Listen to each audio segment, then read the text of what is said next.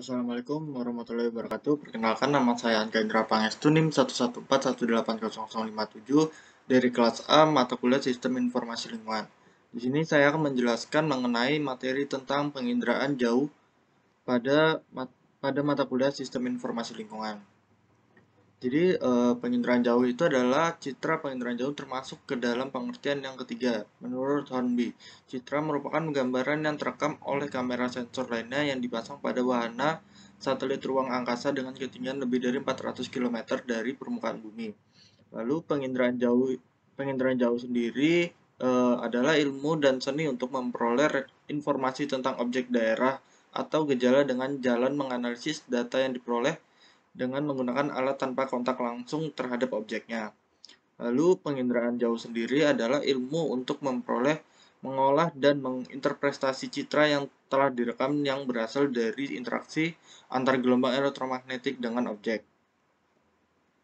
Jadi peranan penginderaan jauh dan SIG atau Sistem Informasi Geografis adalah penggunaan teknologi penginderaan jauh dan Sistem Informasi Geografis adalah informasi mengenai objek yang terdapat pada suatu lokasi di permukaan bumi, diambil dengan menggunakan sensor satelit, kemudian sesuai dengan tujuan kegiatan yang akan dilakukan informasi mengenai objek tersebut, lalu diolah, dianalisis, diinterpretasikan, lalu disajikan dalam bentuk informasi spasial. Aplikasi penginderaan jauh sendiri ini berfungsi untuk memberikan informasi zona potensi penangkapan ikan JPPI kesesuaian lahannya. Jadi di sistem penginderaan jauh ini ada kelebihan dan kelemahannya. Yang pertama itu kelemahannya sebagai citra menggambarkan objek daerah dan di permukaan bumi dengan letak objek yang sangat mirip dengan kondisi aslinya. Yang kedua yaitu ada karakteristik objek yang tidak dapat diwujudkan dalam bentuk citra. Yang ketiga, jumlah data yang diambil dalam waktu sekali pengambilan data banyak yang tidak akan tertandingi oleh metode lainnya. Dan yang keempat adalah citra dapat dibuat secara tepat meskipun untuk daerah yang sulit dijelajahi secara terestrial. Lalu kelemahannya pada teknologi penginderaan jauh ini sendiri yaitu tidak semua parameter kelautan dan wilayah dapat dideteksi dengan teknologi penginderaan jauh. Lalu akurasi data lebih rendah dibandingkan dengan melakukan survei langsung karena keterbatasan gelombang elektromagnetik pada wilayah tertentu. Konsep dan komponen penginderaan jauh sendiri sangat tergantung dari energi gelombang elektromagnetik. Penginderaan jauh yang kita tahu adalah sinar matahari, membutuhkan sinar matahari. Banyak sensor menggunakan energi pantulan sinar matahari sebagai sumber gelombang elektromagnetiknya.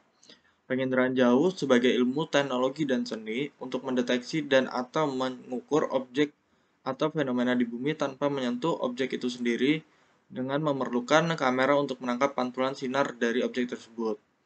Kamera yang dapat dipasang pada satelit ini mempunyai fungsi sebagai indera penglihatan yang melakukan perekaman terhadap permukaan bumi pada saat satelit tersebut beredar mengitari bumi. Dalam sistem penginderaan jauh ini mempunyai 4 komponen utama. Yang pertama yaitu ada sumber energi, interaksi energi dengan atmosfer, sensor sebagai alat mendeteksi informasi, dan yang terakhir yaitu objek yang menjadi sasaran pengamatan. Jadi kesimpulannya dari teknologi sistem penginderaan jauh ini sendiri adalah penginderaan jauh untuk kelautan, perikanan dapat membantu berbagai penelitian untuk memahami dinamika lingkungan di lingkungan pesisir laut, termasuk memahami dinamika sumber daya alam yang terkandung di dalamnya, khususnya yang berkaitan dengan perikanan. Dan juga kesimpulannya yaitu penginderaan jauh ini lebih efektif untuk dilakukan dalam pembuatan peta agar bisa diinterpretasikan dan dianalisis secara cepat dan secara langsung.